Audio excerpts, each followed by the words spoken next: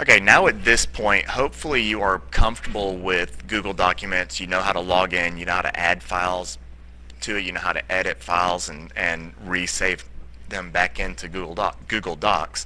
What I want to do is talk to you about this sharing feature, which can be a little bit scary. This is where Google Docs really sets itself apart, and this is one of its big selling points.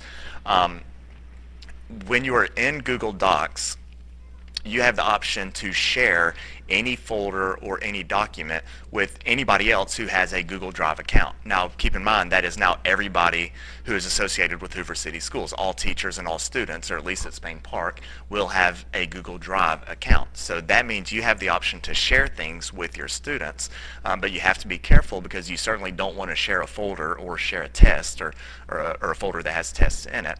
You want to be very selective in what you share and how you share it. Um, One ways that we're going to use sharing in the math department is we're going to create a folder for the math department that can be shared with the rest of us, and then we can see everything that's in that folder, kind of like the T drive, only it's accessible from anywhere you have an internet connection. So the thing that's scary about the sharing is, if you've noticed, looking next to all of my documents, as I click through my folders, everything seems to default to being shared, which it is to an extent, but it's a very restricted level of sharing. What I wish it did is it defaulted to not sharing whatsoever. So I'm going to show you how to change that. So let's say here's my AP Calculus folder, and I don't want it shared at all. So what I'll do is I'll click this check, and I'll go up here, and this is the share icon, the little man with the, or woman, I don't know what that is, whoever it is doesn't have a neck, which is scary, but this little necklace person with the plus sign next to it, if you click on that, it opens up a window and it allows you to change the sharing settings. Right now it says that people in Hoover City Schools, which is going to be all students and teachers, who have a link can view this folder. Now, right now nobody else can see it because I haven't sent the link out, so it's still somewhat private, but I have the option of sharing it, and as of now I don't even want that option. I want it to be completely private. So what I'll do is I'm going to click change, and then you have the different levels of sharing. The most private is at the bottom and the least private is at the top. So as you work your way to the top, that's one more level of being available to other people. So I'm going to set it to private. As far as the other settings, people in Hoover with the link, so you have to send out a link to invite them to view the shared folder. The next one is just everybody in Hoover, which looks like you don't even have to have the link. So any student would be able to access the folder if I click that one. And then up here is anyone in the world with the link. And then the last one is it's just public to anyone in the world, period. So I'm going to set it to be the most restrictive and private option.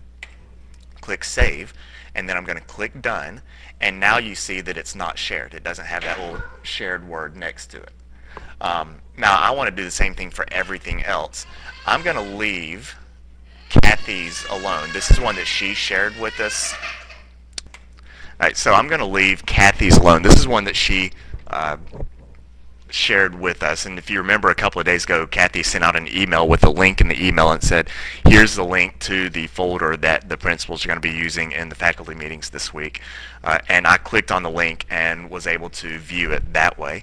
I'm going to leave hers alone, but everything that is mine, and you can see who the owner is over here, me, anything that is owned by me, I want to make completely private. So I'm going to check all of them, click on the sharing button, click on visibility, or click on the who has access. I'm going to change that, and I just want to set them all to be private. So now everything is private, and I think that's now how everything's going to default, since I've changed most things to private. But now let's say that I want to share something with my students, and they're in my calculus class, and I want to create a folder that has all of the chapter reviews we're going to be using this semester. So I'm going to create a new folder, chapter reviews for students, create, and then I'm going to add to this folder. I'm going to upload all of my chapter reviews for calculus. So now that I'm in that folder, I'm going to upload files, and then I think I'm in calculus right now, yeah.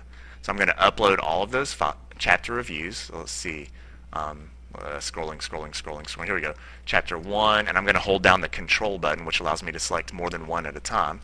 Chapter 2, Chapter 3, multiple choice practice, Chapter 3, review, and that should be, I'll go Chapter 5. I don't like the Chapter 4 options. Anyway, so I'm going to open those, and now it's going to upload them one by one, and you can see them uploading into this folder. So now in my chapter reviews folder, I have all of the chapter reviews that my students can use. And what I'm going to do now, I'm going to go back to my AP Calculus folder, and my chapter reviews for students, I'm going to share that entire folder with my students. And to do that, I'm going to click that check mark, click share, and now I'm going to change who has access to it. I'm going to say people at Hoover City Schools with the link. So now I'm going to click on that. I'm going to click save. And on this screen at the very top, it says link to share. This is what Kathy emailed us earlier. So if I want to share this folder and I want my students to have access to this folder, now keep in mind they can't edit it. They can just look at it. I haven't enabled editing for them. So they can just open up the things and look at them. I will copy that link, and then in my Outlook, I will open up a new email, and then I can say, I don't have my student emails yet, but I'm going to create groups for, I have a first period, and I can simply send the emails out. Just for example, this time I'm going to annoy the math department. Chapter review folder. Please add this to share on the chapter on Google Drive. And then I will paste the link, and then we will just send it. So then I would click send, and then everybody would receive that email, and they can click the link, and then they would have access to that folder at home. So that's what I'm going to delete this. I won't send it. And so that's what the sharing option will do in Google Docs. Like I said, it's probably better to change everything to be completely private, and then as you want to share, then you could change the share settings. But definitely change it to private for the beginning as we get more comfortable with Google Drive.